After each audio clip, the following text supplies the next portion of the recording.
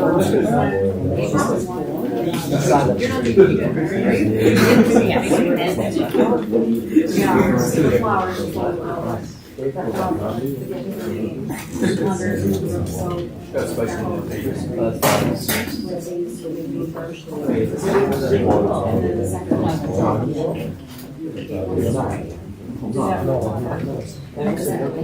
right, we're going to call the public meeting to order. Sandy, can you go roll? Matthew Williams. Here. Liz Donbeck. Present. Jason Clark. Here. Adam Ford. Here. Glenn McCool. Here. Justin Severin. Here. Olivia Trubig. Here. Please stand for the pledge. Pledge allegiance to the flag of the United States of America and to the republic for which it stands, one nation, under God, indivisible, with liberty and justice for all. All right, so tonight we're, if anybody's paying attention to the agenda, we've moved the public comment periods to after kind of the main course of the meeting, as we'd like to let our district clerk move on with the day, because tomorrow is going to be a busy one. But we will have that pretty shortly, I think. Takes us to item 4.1. Can I please get a motion to accept the agenda changes, which would be the addition of item 6.5, instructional appointments and leave replacement? So moved. Second. All in favor? Aye. Can I get a motion for item 5.1 to approve the items of the personnel consent agenda 6.1 through 7.6? Motion made. Second. All in favor? Aye. Takes us to item 8.1. Can I please get a motion for the approval of Committee on Special Education recommendations and student placements? So moved. Second. All in favor? Aye. Takes us to item 8.2. Can I please get a motion for the approval of educational consultant and independent contractor agreement with Roaring Whisper LLC? Motion made. All in favor? Aye. All right, that takes us to item 10.1, our student representative report. Joseph Birnbaum was recognized as a top 300 student nationally for STEM innovation, which his project specifically through science research identified how dwarf pinch pines can be protected because they are endangered species that only grow in the swamps and in New Jersey. That was pretty cool. Art students, specifically drawing and painting and AP Studio Art, took a trip to the Francis Lehman Philip Center at Vassar, did some field research, and then the pictures are coming out next week.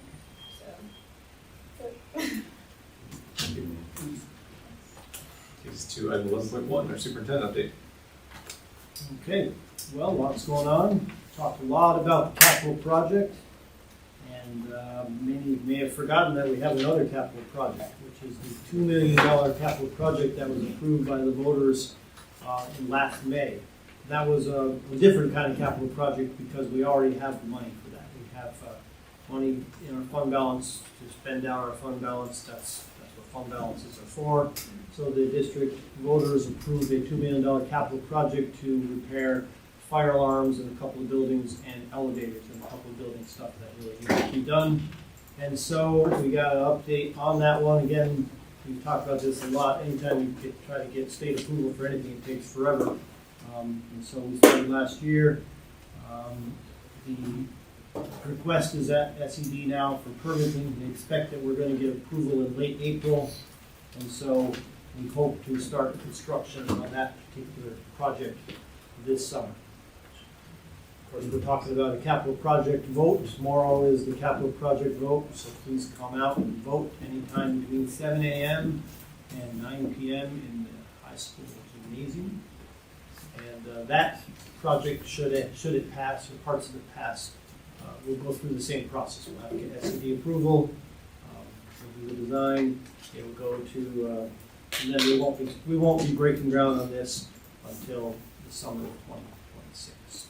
It won't take till 2028 if everything passes. So things move slowly. Stay there. Another thing worth mentioning is that we have a concert coming up.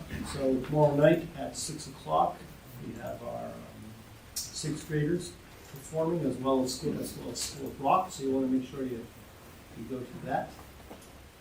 Might be worth noticing that we've had a lot of people come out over the past few months to talk about an athletic trainer. We appreciate all the input we've gotten, and finances have made it difficult to have some of the things that we want to have.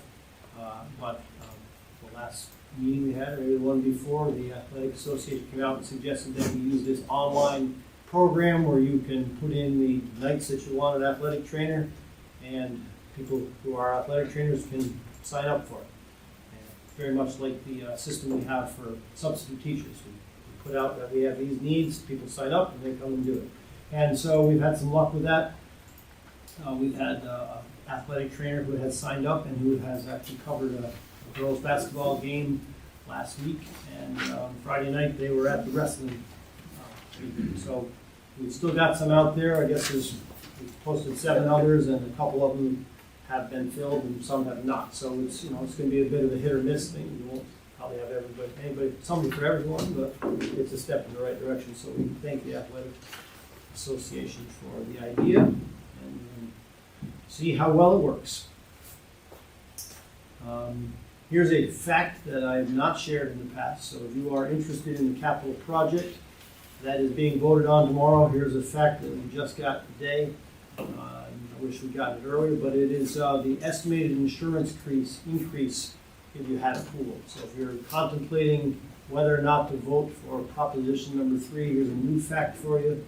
Insurance increase is estimated at $12,000 per year for having a pool. So another thing. Continuing education. You may have been aware that in the fall we had a new continuing education course. The board has stated repeatedly that they want the community to use our facilities. And so the continuing education programs that we started in the fall help get people in doing activities.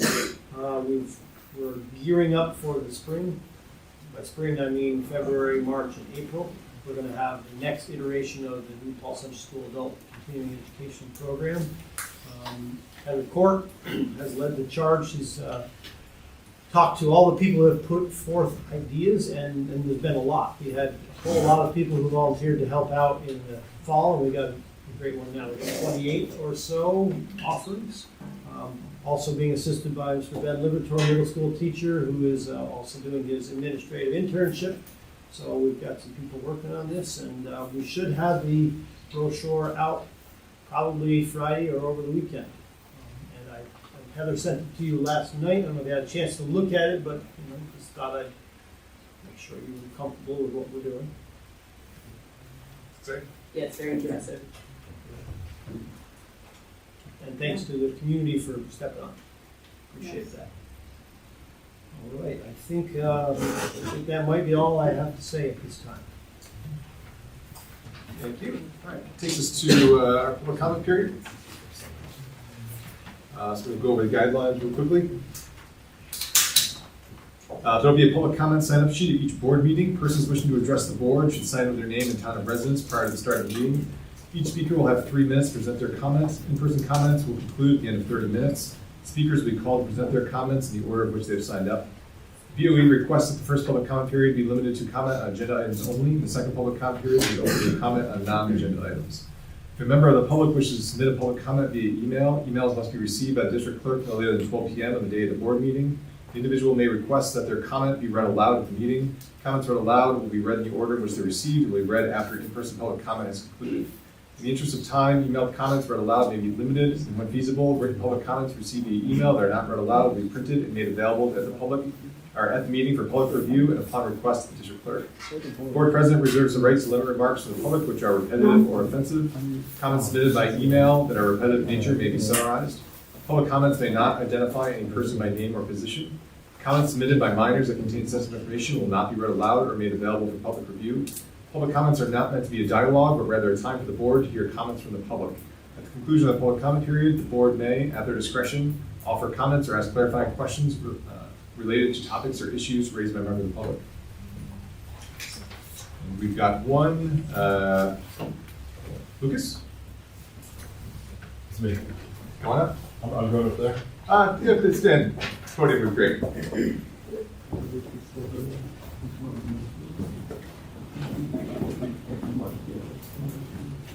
I didn't really prepare much today. I was just wondering about the phone bin and the functionality of that. I don't know if that's being discussed today. Yeah, we'll be discussing that immediately after this. That's all I wanted to say. Alright, cool. Thank you. Excuse me. I didn't sign it. Maybe I should. Sure, yeah, no, you, something like that, sure, yeah.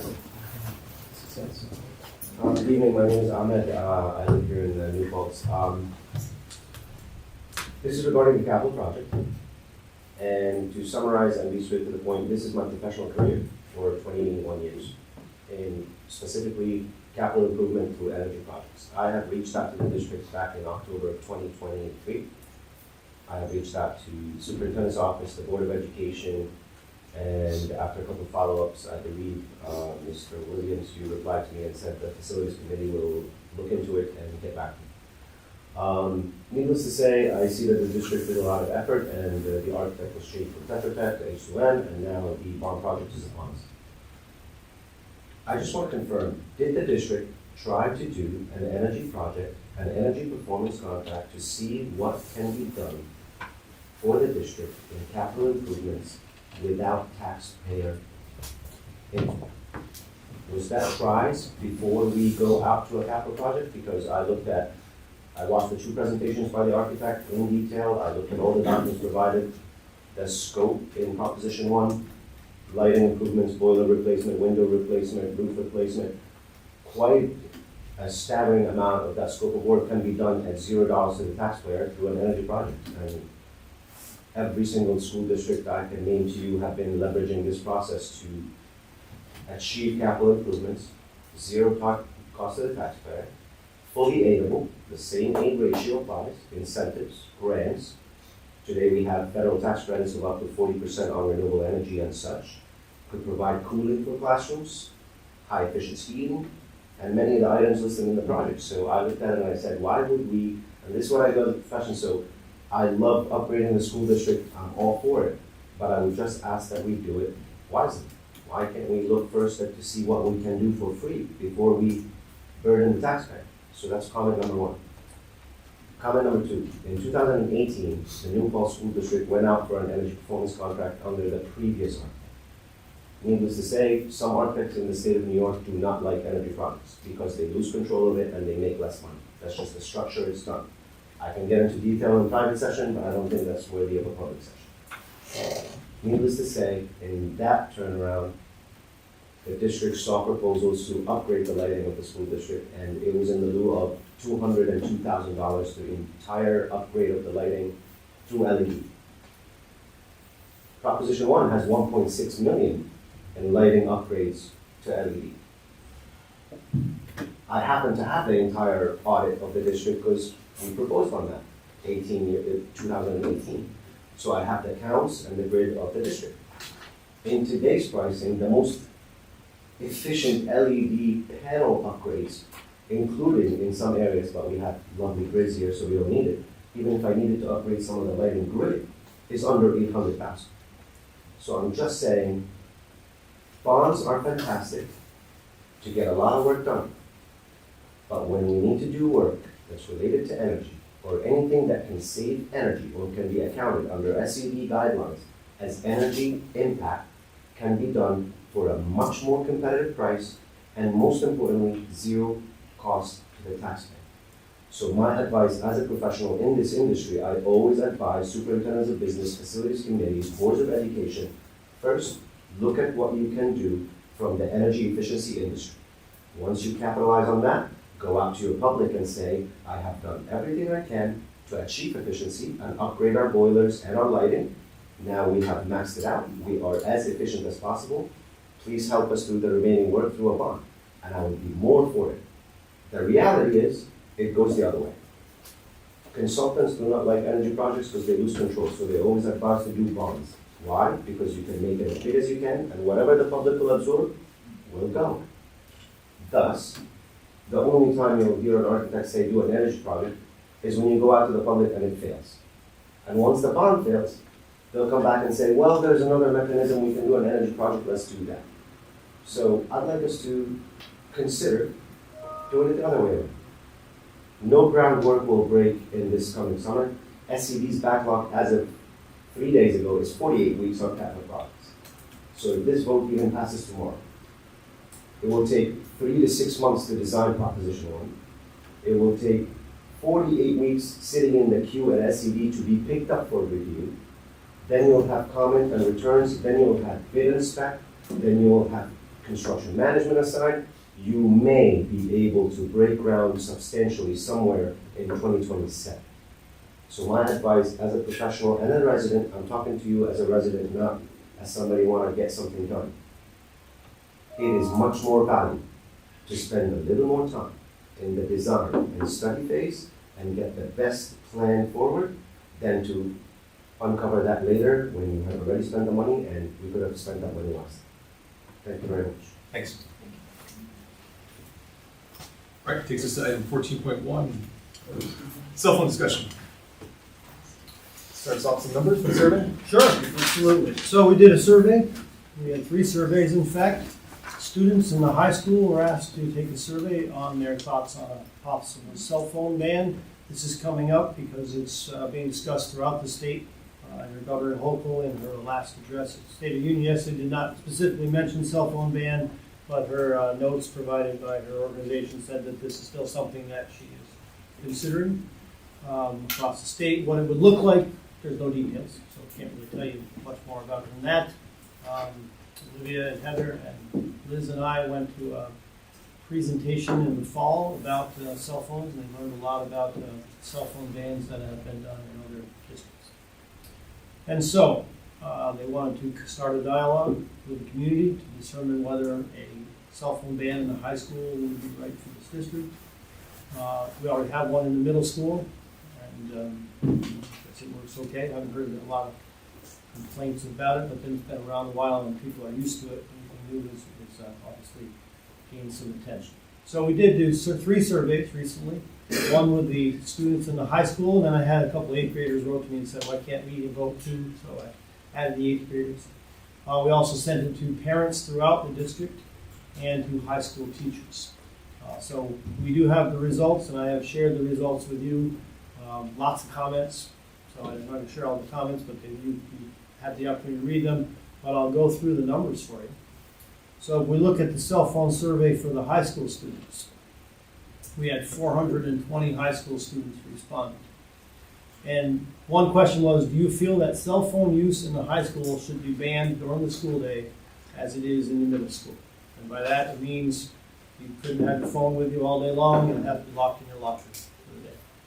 And the high school students and the 8th graders together were pretty unified. 97.6% of the students, 97.6, said no, cell phones should not be banned.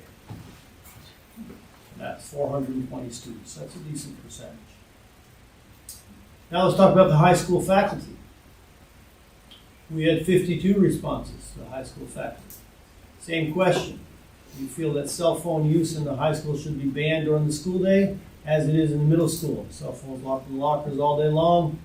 High school faculty was in favor, 75% to 25%. And the cell phone the parents were surveyed as well. We got 525 responses from parents. And we did this for all parents in the district, because someday, even if your kid is in kindergarten now, they'll someday be in high school. So out of the 525 people, do you feel that cell phone use in the high school should be banned during the school day as it is in the middle school? 65% of the parents said yes, it should be banned, and 35% of the parents said no, it should not be banned. So, to recap, students, 97% say don't ban cell phones. Teachers, 75% say do ban cell phones.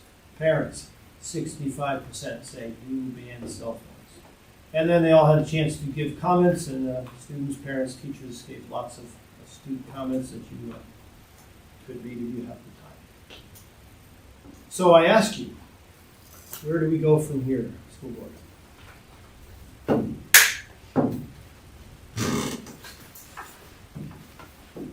Let's start.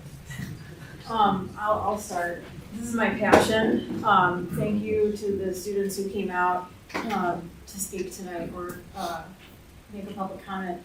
For me, I'm firmly against the use of cell phones in the school building during the school day. I could sit here and go on and on, but really if I had to boil it down, for me, it's a love of the students. And it's protecting you from something that you may not have the ability to fully comprehend because you're minors. And it's the feeling I get when I'm on my cell phone too much. It's that icky feeling that you've done something for too long, unproductively, and we can sit here and talk about our feelings all we want about whether or not we should have phones and what they do and don't provide for us. But I like to return to the data, which is pretty clear. It's evidence that cell phones detract from learning. So I am here, I was elected as a board member to make decisions on behalf of our youth, and my decision for the youth as a board member is to protect you from something that the data shows is bad for you. And that's a hard thing to do. It's hard to say no. I'm sure it's hard for the teachers to say no in their classrooms, and personally I don't like that we are putting it on the teachers to say no or yes. I was a teacher once too, back when cell phones were newer, and I can see why cell phones are attractive. However, we all have Chromebooks, so we have access to technology. We do not need our cell phones, and that's my position. And I can't see myself veering from it because of the data.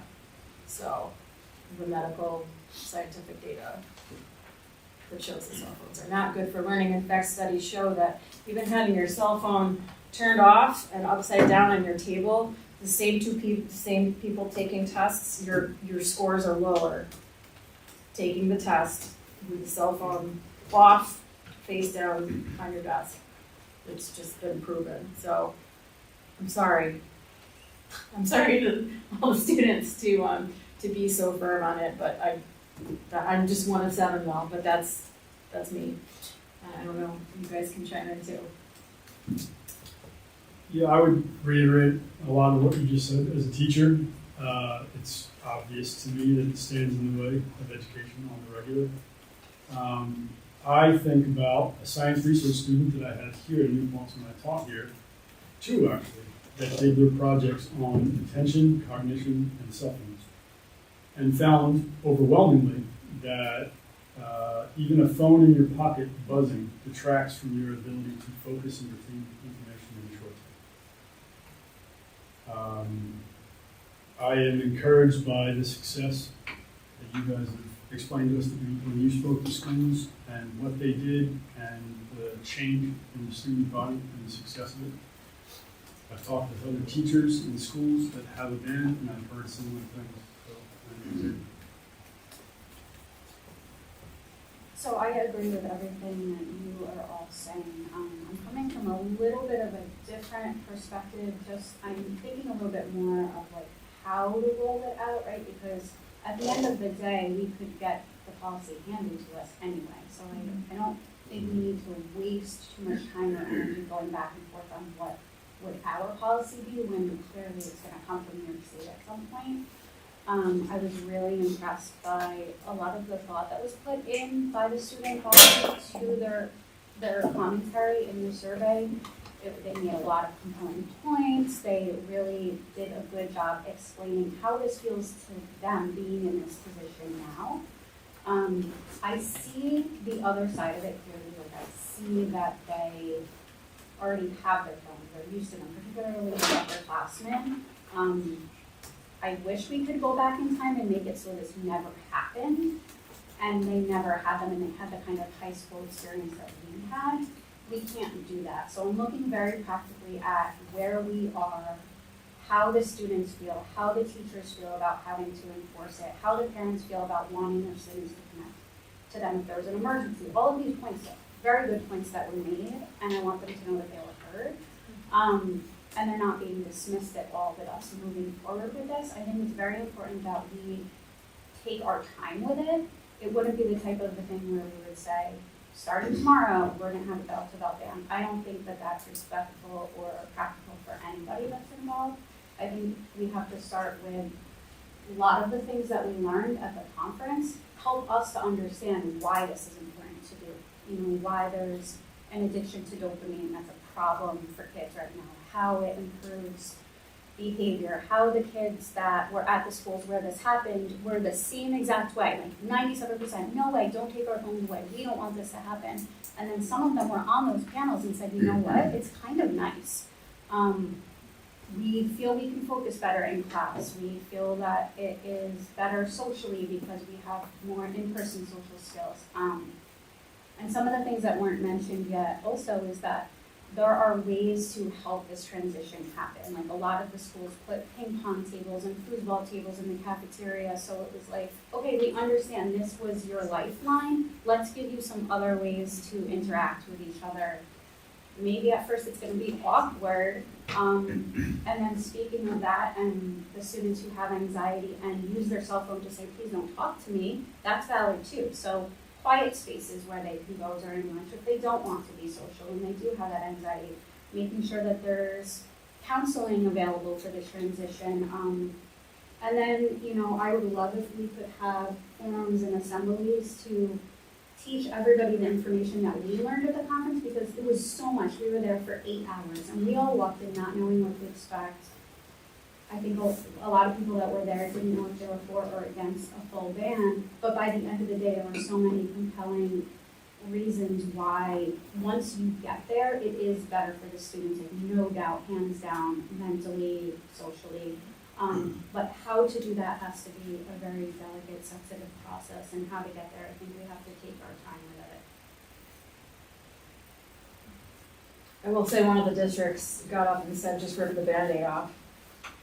Yeah, and I do agree. But they successfully did it, so. It's a hard one for me because these are people's personal property. You know, it's not against the law to have a cell phone, it's not against the law.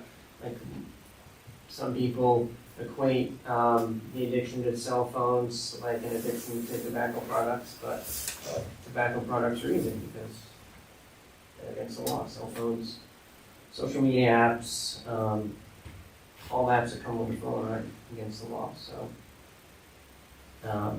it's a hard one. At the same time, like fellow board members said, there's a huge amount of data that tells us how disruptive they are to a person's development, can be.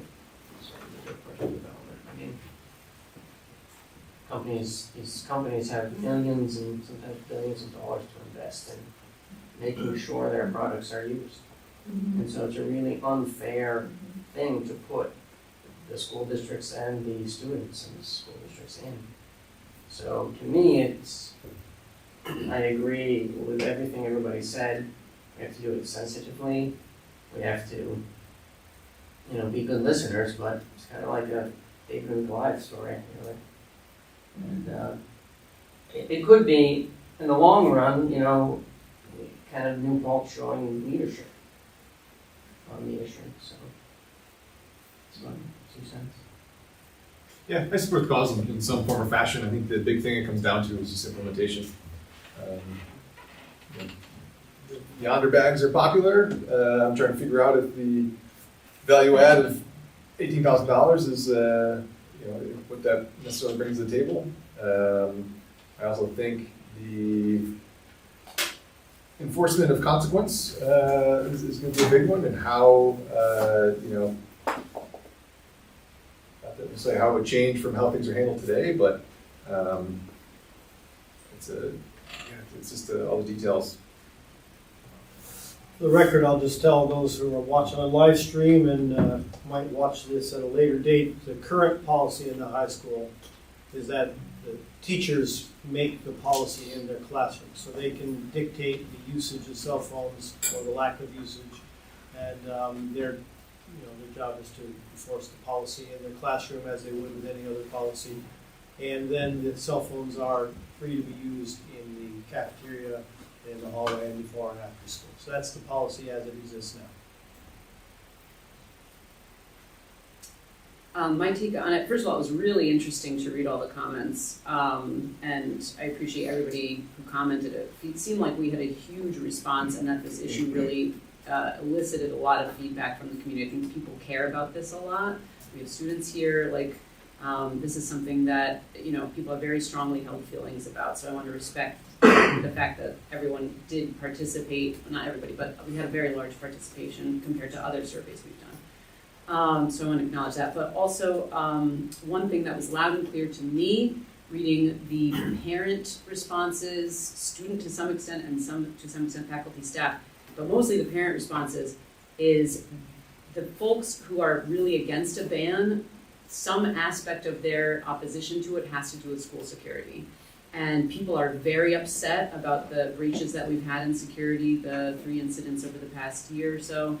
And I understand why they're upset, and I understand why they don't trust the district to keep their kids safe and secure, and they want to have a hand in it in terms of being able to contact their child directly in case something were to happen on the campus.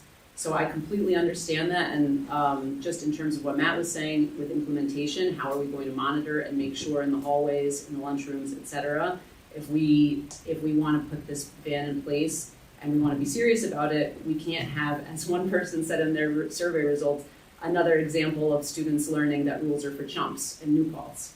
Somebody said that. They said in New Paltz, kids learn every day that rules are for chumps, and if you just choose not to follow them, there won't be a consequence for not following the rules. So I think we've got to put our money where our mouth is and invest in security if we want to be serious about this, both for the safety and security of our students, for the peace of mind of their parents, and also to help us implement the eyes on, out there to see, are people using the phones and how do we respond to it? So that's huge for me. The other thing that came up a few times in the survey, I was disheartened to see this more than once from more than one person, I think it came up at least 3 times, was parents of high schoolers coming to the school during the school day to pick up their child for a doctor's appointment or some such, and the front office not being able to locate their child. I don't know how often that's happening, but it's at least 3 times that we heard about in this survey, so that's a huge problem. I heard from a parent that they came to pick up their child at the high school and they were told to text their child and say, I'm here to pick you up, come down to the main office. In my opinion, that's unacceptable. We've got to have better front desk. Being able to locate the kids in the building, I mean, that we don't need to wait for a cell phone ban to change that. That needs to change immediately, in my opinion. When I call the bus garage to locate my child on the bus, in case they're late and I don't know where the bus is, they can find them in the radius of the entire school district in less than 60 seconds. Why don't we know where the kids are in the high school? That doesn't make any sense.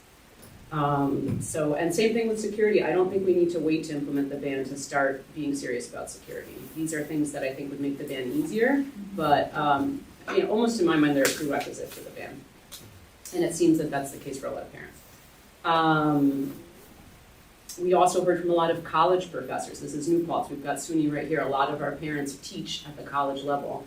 And that was an interesting contrast for me to see, again, a lot of the parents who are against the ban, and teachers too, who are saying, we've got to teach these young adults how to be responsible with their cell phone use. If we just ban it, they're not learning lessons about how to use it responsibly.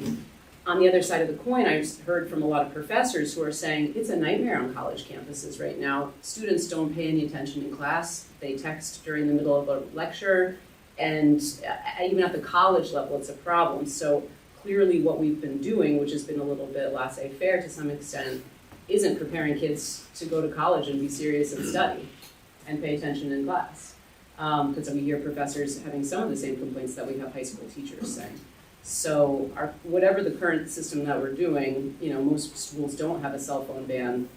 It's translating poorly to college. Somewhere along the line, students aren't learning what we want them to be learning in terms of being responsible with their phones. And I know my argument for anyone who says students should be learning cell phone etiquette throughout the school day are 2 things. First, we should be teaching how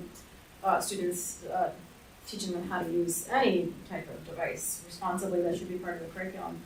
But also, we're in school for X amount of hours a day. The additional hours of the 24 hours of the day are a perfect opportunity for parents to teach their children. People go out to dinner as families. Kids start working when they're 16 and younger. So there are plethora of opportunities for children to have some experience with this conundrum, before they hit the school classroom. And these are taxpayer dollars, the school day is funded with. We have a duty as board members to honor that. And when I look at the data and I see that this isn't good, then as a board member in charge of taxpayer dollars, in my mind, it's a no. No cell phones. You can learn outside of school. Not for nothing, maybe, expecting the behavior in the school to be the student puts the cell phone away and doesn't access it is teaching the student, how to deal with the cell phone. A lot of jobs, if you pull your phone out when it's not appropriate, the natural consequences that you get reprimanded or fired. So I think it is teaching some skills to some extent to ignore your phone for the duration of the expected time when there's no phone use. And you're also, go ahead. To back up what you were saying about security, I noticed that quite a bit as well with the parents. In particular, I just did a quick search before we started. The word security came up in responses from parents 17 times. Shoot came up 18 times. Emergency came up 85 times. Mm-hmm. Safe came up 62 times. And safety came up 48 times. Yeah. So It's the it's, same thing. And I think that going back to what I was saying, with implementing something along with implementing changes in safety gives us that time before to think about what type of media literacy, and I've said this before, but I agree with that, what we have to change with the time. So, you can't just say, oh, you guys are addicted to dopamine, you want to be on your phones all the time, sorry, put them away. It's not going to be that simple. We have to show them when they get to college how they're going to be able to use them effectively, even if it's for research papers, even if it's for AI, even maybe going into navigating social media in a responsible way. What is appropriate, what is not appropriate, because cyberbullying is a big thing that happens during the school day too. So I just want to say that again, that I think that I agree that the safety thing definitely has to be a part of it, and it would be important to implement some support with these changes or some education before we even made any changes or both, in order for it to be effective and fair to everyone involved. I think that by banning phones during the school day, we're actually giving children a gift, and that gift is the chance to experience life without a phone. And I think a lot of kids haven't had that. I know I grew up without a phone. I feel so sad. I don't know, I feel so sad for these kids. You don't even know what you're missing. And 7 hours or whatever it might be a day, you get the gift of not having a phone. That's a gift. I wanted to read a couple of student responses that I thought were really interesting. One is, let's see, where was it? Somebody says, if anything, the ban would create a need for more developed communication and planning skills, which if you have a relative in these age brackets, you might understand how poor those skills are. That came from a student. Thought that was just an interesting take, that not having a phone forces you to plan your day and forces you to make a plan in the morning about when you're getting picked up. And I know those plans can change, so that's a legitimate concern, but especially with communication. Here's another student who said, I had a really good experience at the middle school for the past 3 years without phones. It made it easy to concentrate and have our focus on the lesson instead of on a screen. Also, if people were on their phones in the hallway, their focus would be on the screen and not what is going on around them. In the cafeteria at the middle school, kids could chat with people around them, or if they don't want to, they could read and catch up on homework. Having phones be an option would take away this opportunity to make friends. Also, if there are a few kids, but they're all on their phones, it makes it awkward for someone else to start a conversation.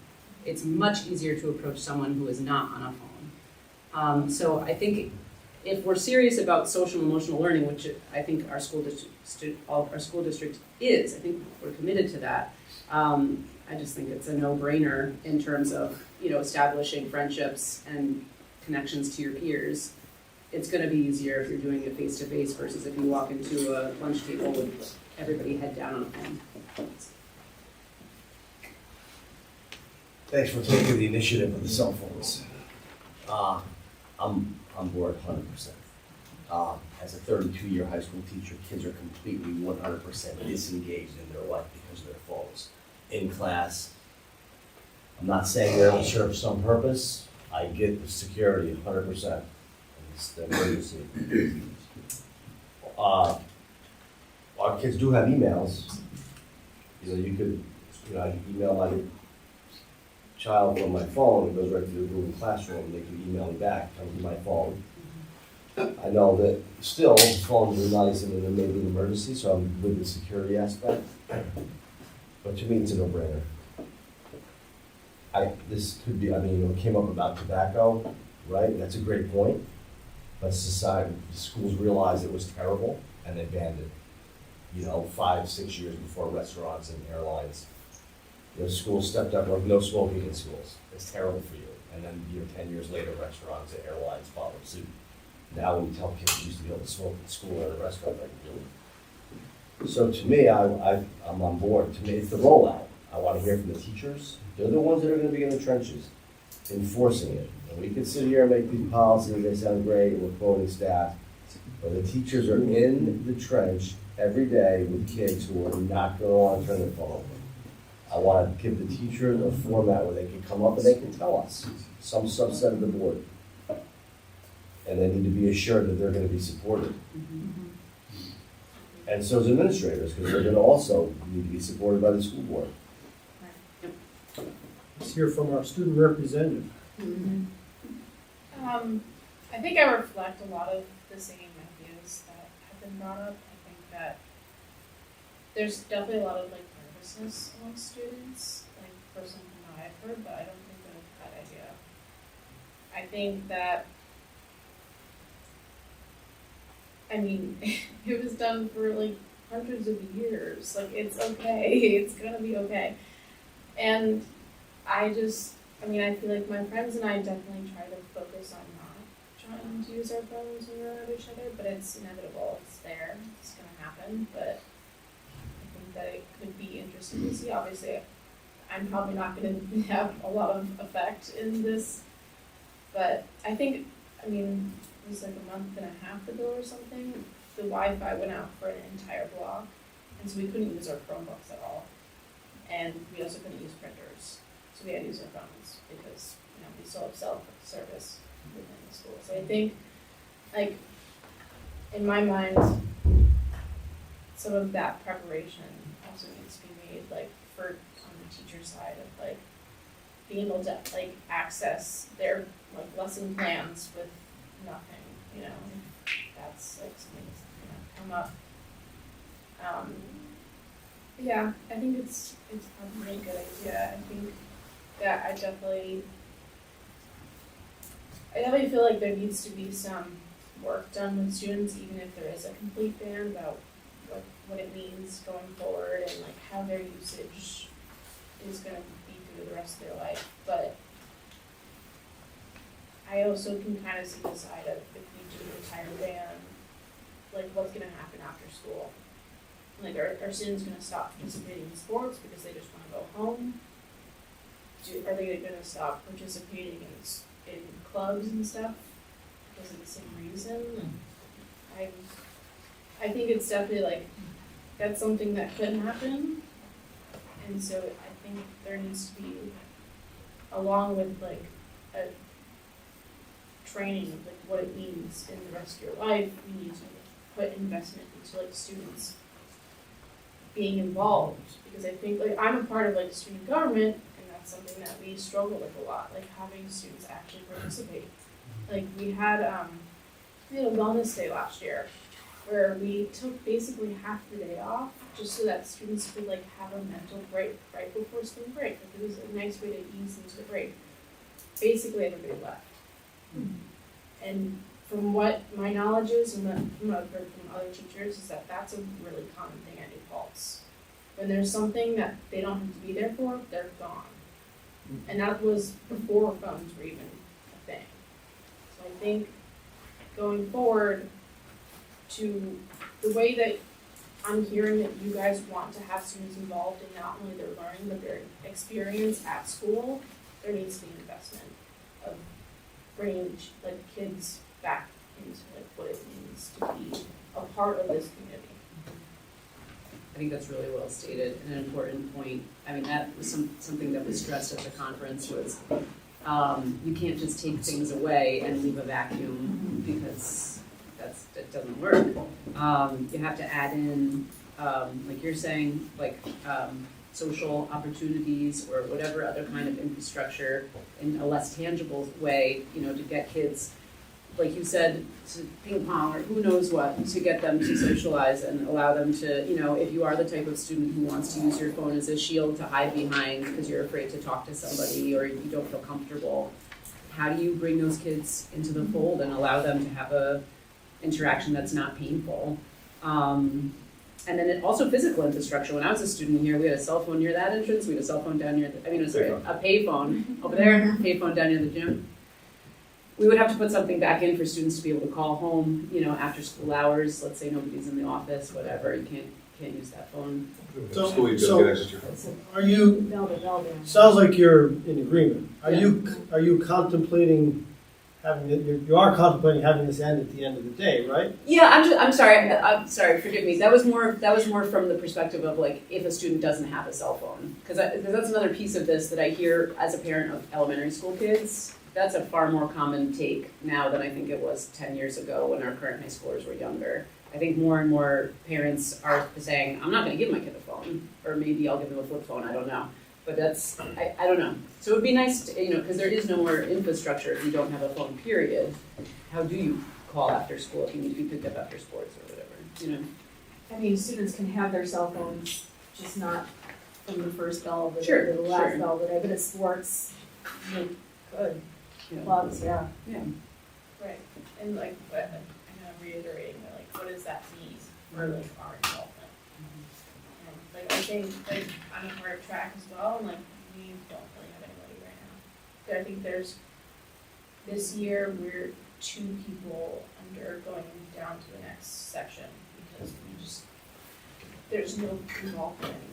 I think it's a really good point that you're bringing up, and I'm hopeful that it would swing in the opposite direction. It would increase student engagement simply because it's at first forced, enforced, and then, you know, not having that option and that addiction to constantly being on the phone would make people understand what it feels like, and that it's nice to be a part of a community and to do those things. Like, I don't know, I'm just thinking back to like, when we were in high school, like that was our community, and we talked about this a little bit in the equity committee today, which is like, your community was your high school and your friends, and everything you did was there at school. You didn't really connect with people outside of that. And now everybody has like this whole other community online and social media that they're connecting with, learning from and bringing that culture into the school building. So one of the big things that was stressed at the conference, and I don't know if they said this already, was that taking the cell phones away is not a punishment to anybody. It's giving kids phone-free spaces to experience that like we had, basically. And I think part of that experience is learning pro-social behavior and being more involved. So, but I think giving students support to get there absolutely is something that we can do. Hey, were you saying that students aren't participating because they want to rush home and use their devices? I think that could be part of it. I honestly don't know why. I've never wanted to do that. If there's something fun at school, I want to be here for that. But yeah, I think that could definitely be part of it. I think another part is just it's high school. Like, there's a lot of students that don't want to spend a ton of time here. So did you say you don't have enough athletes for a track team? No, so this is kind of like separate, but like there's different sections. We're in section 9, class B. So like our class is determined by like how many students are participating. We have 2 more students than like Class C would be defined as. So You're right in that. we're right in the precipice, whereas like we used to be like almost in Class A. But that's based on enrollment, right? Yeah. That is also Yeah. part of it, yes. So the district as a whole will change classes, as enrollment drops, basically. Maybe I'm curious, little off topic, but have you heard, or your friends heard about TikTok being banned on Sunday? Yeah. What's the take on I think people are really anxious. I'm actually kind of excited. that? Why? Because I feel like I put a screen time limit on my TikTok because I was feeling like I was using it too much, and it's not even like that interesting, to be honest. Like it's getting to the point where I'm bored when I'm watching it, and it's just something that's passive. So I think a lot of people are really nervous about it, and they're like, but what about this, and what about this, and what about this? I'm like, it's gonna be fine. Like, worse things have happened. And they're nervous because of the lack of entertainment, and what's the nerves about? I think part of it, it's like jokey, like, oh, I'm so nervous, but I think part of it is like an actual, like, oh, what am I gonna do when I can't just have this like immediate like feed of like dopamine, you know? Like, I think that's part of it, but also like there's people are just gonna find another way. I think that could be said for a cell phone ban too, you know, like there's a lot of games that are blocked on Chromebooks, but there's ways that students find their way around. High school students are gonna figure it out. We're also like in an age of being very tech savvy. There's a way around everything. And I don't say that in the way like, watch out, but I'm saying that it's a possibility. Monica May's account. Dave, do you see, like, people videoing other kids when they don't want to be, like, or taking pictures that are then like, oh, haha, look at so-and-so, they fell down, or what, like, is that an issue in Waltz, do you see, or no? I wouldn't say that it is really, from my knowledge, I think that for the most part, ever since, like especially if it's happening in a classroom, teachers are on it, and they're like, you know what is said, like we don't take pictures unless somebody's specifically consenting. There's definitely like reminders about what that kind of stuff means in a classroom, but I mean, if it is, it's like amongst friends, and I think that it's taken as like well-meaning joke. I personally haven't had any experience with that, but I mean, like one of my close friends had that happen to her freshman year. That was a really big issue. And so, like, you know, it's not existent, but I personally haven't experienced it. Are we talking earbuds and smartwatches too? Yeah. I mean, earbuds kind of go hand in hand. I mean,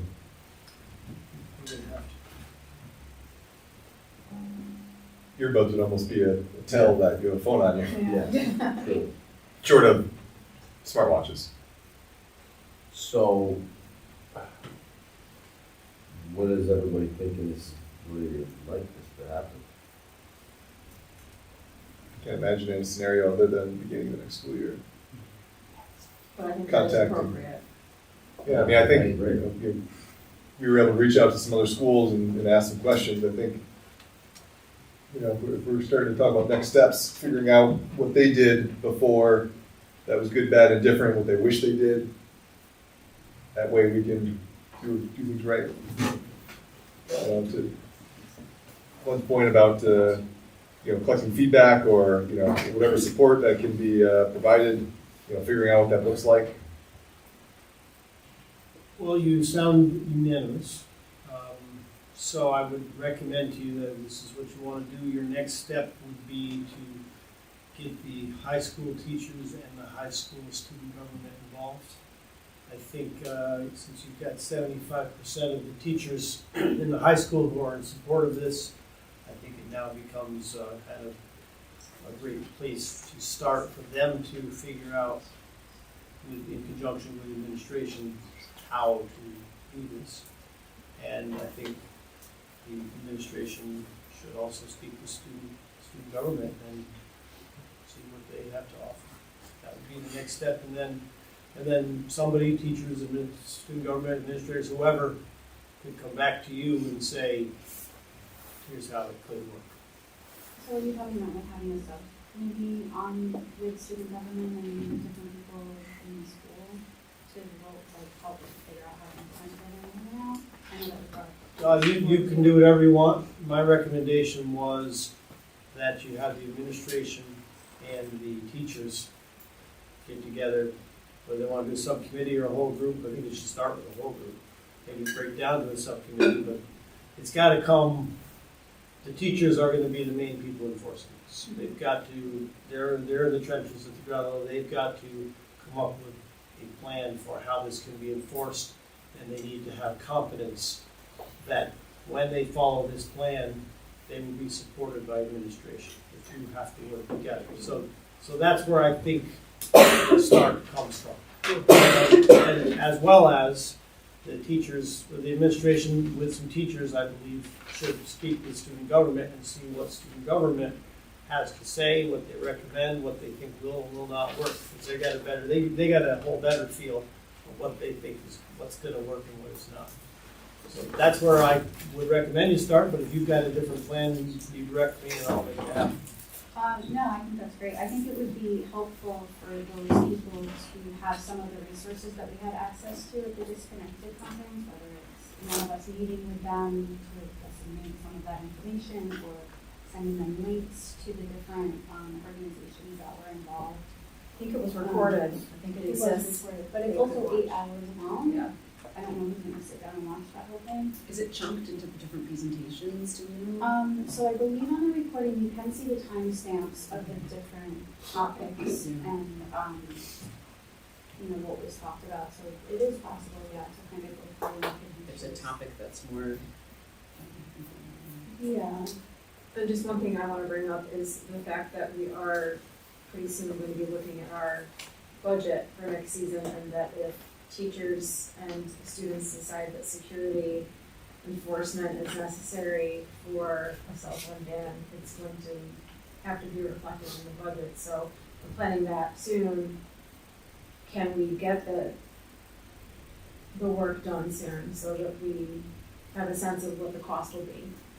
And so it can be reflected in the budget so that it can be put into place in the fall. So you're suggesting that the district would need a security guard to make this happen? Potentially security monitors might be needed, teachers might say that. And then I don't want to get to September and realize we don't have money to enforce our policy. And since that process is starting soon, I'd like to know what is needed financially. Well, okay, that's a budget issue. We have lots of budget issues and lots of hurdles to jump over, and it's not obvious to me that is or is not where you want to spend your money. That's part of a bigger picture. So you're saying that perhaps the teachers would suggest that we need, teachers and administrators would suggest that we need a security guard to make this work? Possible, yeah.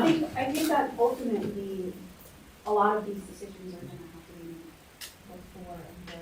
made before we complete a budget, right? Because even when, whether we're gonna use younger faces or lockers, it's gonna affect the budget. If we're gonna bring in more media literacy courses, maybe that curriculum with extreme purchase media wouldn't be.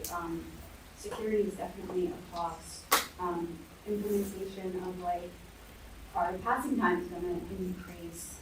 I don't know, maybe that goes to policy because now we need more time to go to our lockers. So I agree with you that maybe there should be some kind of timeline on when these decisions are made by. But I agree, I think we need security regardless of the phone or Right. not.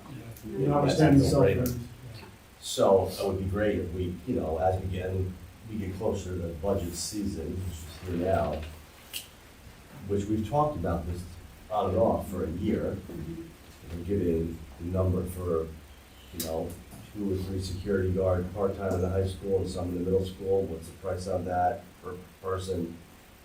It certainly would help with the cell phone ban from bell to bell, but it would be, in my opinion, is significantly important regardless of the cell phone policy. And it's two-pronged, like Yes. one prong of it is helping to enforce the ban itself. The other prong is to give parents some trust in our ability to keep their children safe during the school day. And like Steve and Adam will present the options to the school board, and then ultimately we'll make the decision of where we want to spend the money.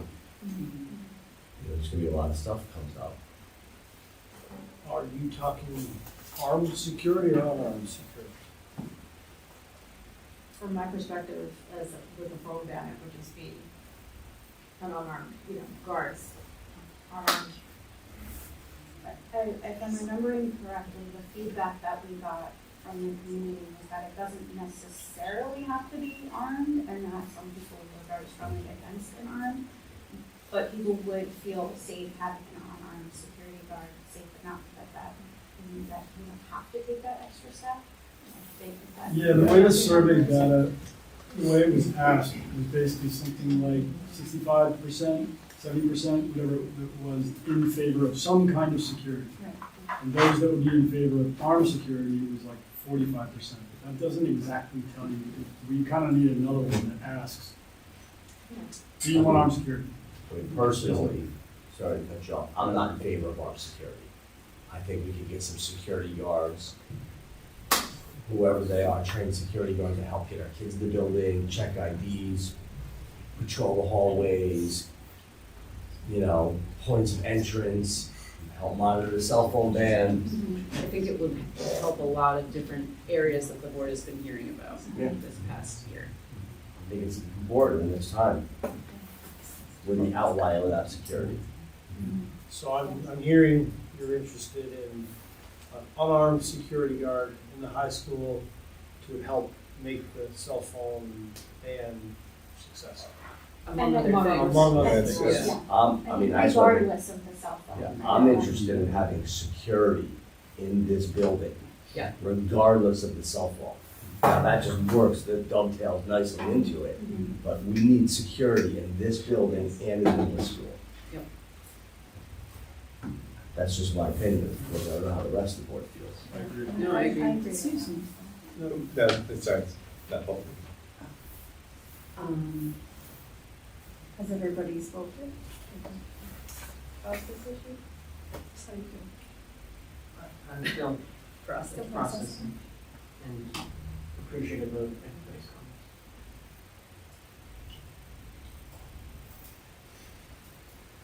So what I've learned here is that as we create the budget for 25-26, priority item for this board is an unarmed security officer in the high school.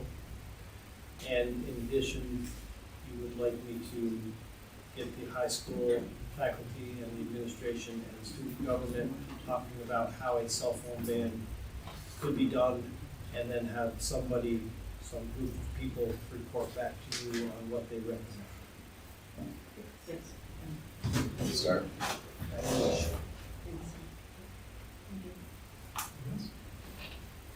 All right, it's gonna take us to 15.1. Make a motion to adjourn the meeting. Well, Second. All in favor? Aye. Thank you.